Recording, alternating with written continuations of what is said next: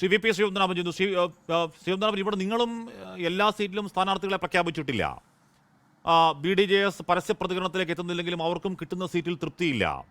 കാമരാജ് കോൺഗ്രസ് എന്ന് പറയുന്ന നിങ്ങളുടെ ഒരു ഘടകകക്ഷി അതിഗുരുതരമായ ആരോപണമായി രംഗത്ത് വരുന്നുണ്ട്. അപ്പോൾ ഇവിടെ LDFലും UDFലും മാത്രമല്ല പ്രശ്നം, നിങ്ങൾക്കിടയിലും പ്രശ്നം തന്നെയാണ്.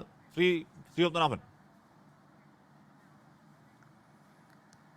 ഹാഷ്മി, നമ്മളെ രാജ്യത്ത് ഏത് സംസ്ഥാനത്ത് തെരഞ്ഞെടുപ്പ് ഉണ്ടായാലും ഈ ലോക്സഭാ തെരഞ്ഞെടുപ്പായാലും നമ്മൾ ഒരു തുറന്ന ജനാധിപത്യ രാജ്യമാണ്.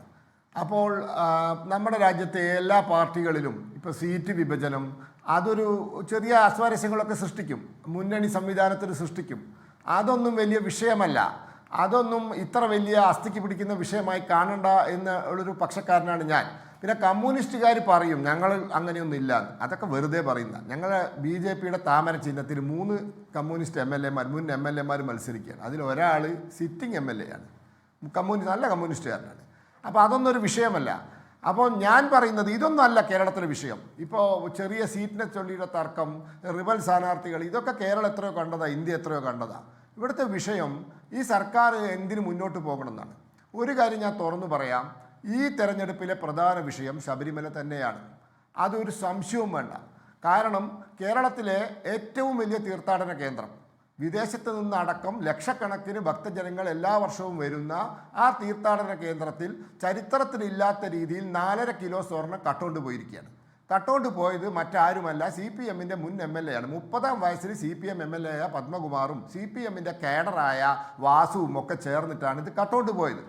ഈ കളവ് തന്നെയാണ് ഈ തെരഞ്ഞെടുപ്പിലെ പ്രധാന വിഷയം. അതോടൊപ്പം കോടികൾ പൊടിച്ച് പണ്ട് വിയറ്റ്നാം കോടതിയിൽ കുതിരവട്ടം പപ്പുവട്ടം പറയുന്നുണ്ട് ടാസ്കി വിളി മാധവിയമ്മയെന്ന്. അതേപോലെയാണ് 12 ലക്ഷം രൂപയ്ക്കാണ് ടാക്സി വിളിച്ചത് ഈ അയ്യപ്പ സംഗമത്തിന്. 2,39,840 രൂപയാണ് താജ് കുമരകത്ത് കൊടുത്തത്. താജ് കുമരകത്തിലെ, ഞാൻ കാസർഗോഡ് നിന്നാണ് ഈ ചർച്ചയിൽ പങ്കെടുക്കുന്നത്. ഈ കാസർഗോഡ് ജില്ലയ്ക്ക് അപ്പുറമുള്ള കർണാടകയിൽ നിന്നും ആളുകൾ നടന്നു പോകും ശബരിമലയ്ക്ക്, ചെറിയ കുട്ടികളടക്കം. കല്ലും വെള്ളും കാലുക്കും എത്ത എന്ന് പറഞ്ഞിട്ട് അങ്ങനത്തെ അയ്യപ്പമ്മ സ്വാമിമാരുടെ ക്ഷേമം ഉറപ്പുവരുത്താൻ വിളിച്ചു കൂട്ടിയ സംഗമത്തിന് വന്ന ഏതോ 2 വിദ്വാൻമാർ കുമരകത്ത് ടാജ് ഹോട്ടലിൽ താമസിച്ചിട്ട് ബില്ല് 2,39,840. നിങ്ങൾ ആലോചിച്ച് നോക്കണം ഇവർ ചെയ്ത പണി. 1.5 കോടി രൂപയ്ക്ക് നടത്താവുന്ന പരിപാടി 7 ചില്ലാൻ കോടി രൂപയ്ക്ക് നടത്തി. 4000 ആൾക്ക് ഭക്ഷണം ഉണ്ടാക്കിയിട്ട് കുഴിച്ചു മൂടി. 623 ആളാണ് ലൈറ്റ് ആൻഡ് സൗണ്ടുകാരനും അതുപോലെ തന്നെ മൈക്ക് സെറ്റുകാരനും അടക്കം ഭക്ഷണം കഴിച്ചിട്ട് 623 ആളാണ് ഭക്ഷണം കഴിച്ചത്. അപ്പോൾ ഇതാണ് ഇത്തവണത്തെ പ്രധാന വിഷയം. അതോടൊപ്പം ഈ സർക്കാരിൻ്റെ പരാജയം. ഇവരെന്ത് നേട്ടാ പറയുന്നത്? മിനിയാന്നല്ലേ കേരളത്തിൽ പട്ടാപ്പകൽ കൊല്ലത്ത് നാഷണൽ ഹൈവേ, ദേശീയ ഹൈവേയിൽ ഒരു കാറ് തടഞ്ഞു നിർത്തി പണ്ട് മോഹൻലാലിൻ്റെ ആര്യൻ സിനിമയിൽ ചെയ്തതുപോലെ വെട്ടിക്കൊന്നത് ഒരാളെ. പരസ്യമായിട്ടല്ലേ വെട്ടിക്കൊന്നത്. ഇന്നലെ ഇടുക്കിയിൽ എന്താ സംഭവിച്ചത്? നടു റോട്ടിൽ വെച്ച് ഒരുവനെ കുത്തിക്കൊന്നതിന് ശേഷം കത്തിയുമായി പോർവിളി നടത്തി. ആർക്കും അടുക്കാനുണ്ടായിരുന്നില്ല. പോലീസ് വന്നിട്ടാണ് ആ ശവം കൊണ്ടുപോയത്. ഈ കേരളത്തിൽ ക്രമസമാധാനം എന്നൊന്നില്ല. അപ്പം രാത്രി 12 മണി വരെ ബാർ തുറക്കാൻ പോവുകയാണ്, പിന്നെ ഗംഭീരാവുമല്ലോ. അപ്പോൾ ഇതാണ് കേരളം. ഇവരുടെ നവീന കേരളം. രാത്രി നേരം വെളുക്കുന്നവരെ തുറന്നു വെക്കുന്ന ബാറുകളുള്ള, കുടിച്ചിട്ട് ആളുകൾ റോട്ടിലിറങ്ങി സമാധാനത്തോടെ പോകുന്നവൻ്റെ മക്കട്ട് കയറുന്ന കേരളമാണ്. അപ്പോൾ ഇത് കേരളത്തിൻ്റെ ഒരു വലിയ അവസ്ഥയാണ്. പിന്നെ ഇവർ പറയുന്ന നേട്ടം, നാഷണൽ ഹൈവേ 66, 58,000 കോടി രൂപ കേന്ദ്രം കൊടുത്തത്, 5,000 ചില്ലാനം കോടി രൂപയാണ് ഇവർ കൊടുത്തത്. ഗെയിൽ പൈപ്പ് ലൈൻ പദ്ധതി കേന്ദ്ര സർക്കാരിൻ്റെ പദ്ധതി. ജൽജീവൻ മിഷൻ 50-50. ഇവിടെ റേഷൻ, ഗരീബ് കല്യാൺ അന്ന യോജനയും അന്ത്യോദയ അന്ന യോജനയും കേന്ദ്ര സർക്കാർ കൊടുക്കുന്ന അരി അല്ലേ, കേന്ദ്രം കൊടുക്കുന്ന അരിയല്ലേ. ആയുഷ്മാൻ ഭാരത്, ആരോഗ്യ ഇൻഷുറൻസ് 5 ലക്ഷം രൂപ, 30,000 രൂപയാണ് കാരുണ്യ, അത് 5 ലക്ഷം ആക്കിയത് നരേന്ദ്രമോദി. കിസാൻ സമ്മാൻ നിധി നരേന്ദ്രമോദി. ഇവിടെ കേന്ദ്ര സർക്കാരിൻ്റെ പണമാണ് വരുന്നത്. ആ പണത്തിൻ്റെ ഊക്കിലാണ് ഇവിടെ വികസനങ്ങൾ നടക്കുന്നത്.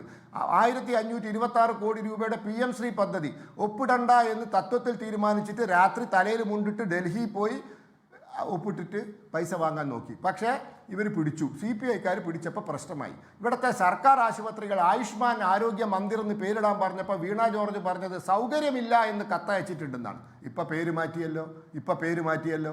അപ്പോൾ ഇതൊക്കെയാണ് കേരളത്തിൽ നടക്കുന്നത്. കേന്ദ്ര സർക്കാരിൻ്റെ സാമ്പത്തിക സഹായത്തോടെ നടക്കുന്ന വികസന പ്രവർത്തനങ്ങളും അതോടൊപ്പം കേന്ദ്രം കൊടുക്കുന്ന അരി ഉൾപ്പെടെയുള്ള ക്ഷേമ പദ്ധതികളുമാണ് ഇവിടെ നടക്കുന്നത്. ഇവിടെ 6 ലക്ഷം കോടി രൂപ കടത്തിലാക്കി, 1,75,000 കോടി രൂപ അങ്ങനെയാണെങ്കിൽ കേന്ദ്രത്തിന്റെ നമുക്ക് എടുക്കാം. അങ്ങനെയാണെങ്കിൽ വയനാട് കിട്ടിയ സഹായം നമുക്ക് എടുക്കാം. അങ്ങനെയാണെങ്കിൽ നമുക്ക് കിട്ടുന്ന നികുതി വിഹിതത്തിലെ പങ്ക് നമുക്ക് എടുക്കാം. നമ്മൾ ഈ പറയുന്ന ജനസംഖ്യാ നിയന്ത്രണം നടത്തി നമ്മൾ അനുഭവിക്കുന്ന ശിക്ഷ നമുക്ക് എടുക്കാം.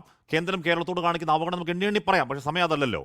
ഞാൻ ശ്രീജിൽ ഇവിടെ എസ് കെ സതീഷ് പറയുകയാണ്. എസ് കെ സതീഷ് പറയുന്നത് എവിടെയെങ്കിലും അതാ ഞാൻ പറയുന്നത്. ഇപ്പൊ നമുക്ക് അത് വേണമെങ്കിൽ എണ്ണി എടുക്കാമല്ലോ. നമുക്ക് വരും ദിവസങ്ങളിൽ അത് ഉറപ്പായും ഈ വികസനം ചർച്ച ചെയ്യുമ്പോൾ കേന്ദ്രം കേരളത്തോട് കാണിച്ച ഓരോരോ കാര്യങ്ങൾ നമുക്ക് എണ്ണി പറയാം. ഏറ്റവും ഒടുവിൽ വയനാട് അടക്കം. ശ്രീ വി പി സോമനാഥൻ പോട്ടെ. ലോകത്തെവിടെയായാലും ഏത് സമയത്തും 24 വാർത്തകളും ഓഗ്മെന്റഡ് റിയാലിറ്റി പാക്കേജുകളും എക്സ്പ്ലെയിനറുകളും വിശദമായി കാണാൻ ഞങ്ങളുടെ യൂട്യൂബ് ചാനൽ നിങ്ങൾക്ക് സബ്സ്ക്രൈബ് ചെയ്യാം.